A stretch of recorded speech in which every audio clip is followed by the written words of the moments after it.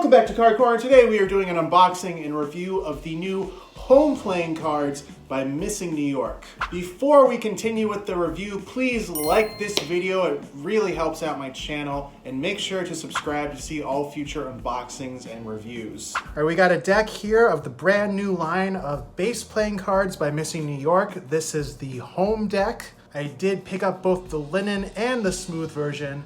We're just going to be taking a look at the linen today. This is the fourth deck in the base line of cards that Missing has produced, an affordable line of playing cards. These, along with the other base decks, are only $8. Let's just jump right into it. On the front of the tuck box, it just says Missing, Home, 1, Linen, 1 of Infinity. Back of the tuck box features some of the back design. We got a pull tab here so you can open these cards nice and easily.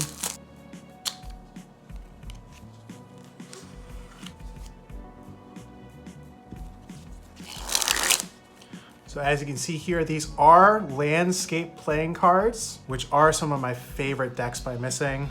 And this is a flip book style back design, which is super cool. For those who don't know, this is basically the design that happens and the animation that happens when you click on Missing's website. I'm a really big fan of this. Not only are all the back designs different, creating a moving image, but I really appreciate the fact that they're incorporating a more custom design deck of cards in their base playing cards. The other base decks, while cool, are more standard logo decks, but obviously with this one, there's much more of a design element going on with each playing card. There's the Ace of Spades, which is super cool and super fitting. I think this is the perfect Ace of Spades. They killed it. Like always, we see these squares of back designs in the pips. These ones in particular are very cool, with the very busy background of all the floating pips and numbers. And the back design and the pips are black on black, so the spade kind of blends in a little bit as well, which I also really like. As is traditions, we have a Missing pip in the 7 of Spades. Oh, so cool. The court cards feature some of the back design, even makes it through some of the objects that Jack's holding here. These are super, super cool. Obviously, it's not just the same design, it's just this flurry of numbers and pips. All black pips, as is traditions. These particular little squares of back designs, I think, are some of my favorite I've seen from a Missing deck. Again, just because of how busy and chaotic the design elements are, it makes for a really cool square. We get some jokers. I really appreciate the fact that these home jokers are custom and are basically just an inverted version of the home design. Missing logo here and here, instead of the basic base design jokers that just featured the Missing logo and some infinity symbols in the corner. We also get an uncut sheet card. We've seen stuff like this before for Missing, particularly in the infrared Philadelphia playing cards. If you're gonna do an extra ad card, I think this is a neat one to add in there. And then we just get, it's kind of a double backer, but it's just basically a Missing ad card. A unique thing about this deck, the fact that if you wanted to recreate that animation, each playing card is essential. And each playing card truly is a different back design, all the way down to the ad cards. A lot of cardists tend to ditch the ad cards and maybe even the jokers. But if you want this back design in this deck, you need to keep this ad card in there.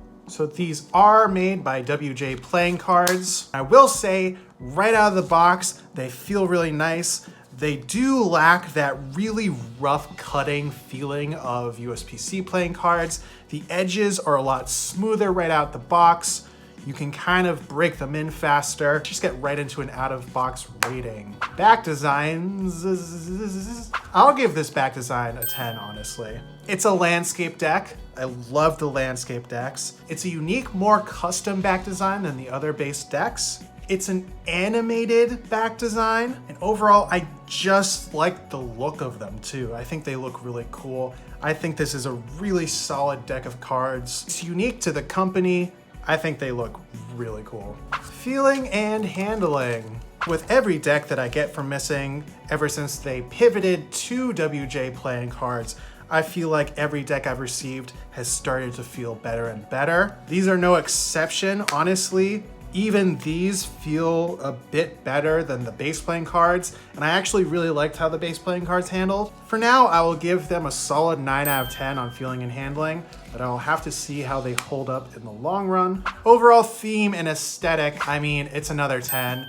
I don't think I've ever given Missing anything other than a 10 when it comes to their theme and aesthetic. I've said this before, but they stick to a dynamite formula. They stick to things that work and things that I have liked in the past, whether it's just the basics like the missing pip in the 7 or the squares of back design. The squares of back design in particular is a really smart move because obviously it's custom to each deck that they utilize it in, but it's familiar because they utilize it in every deck they make. I feel like that's actually kind of difficult to come by, where there are things in decks of cards, design-wise, that are gonna be there every single time from a deck of cards in a company. It truly makes Missing stand out as a brand and recognizable.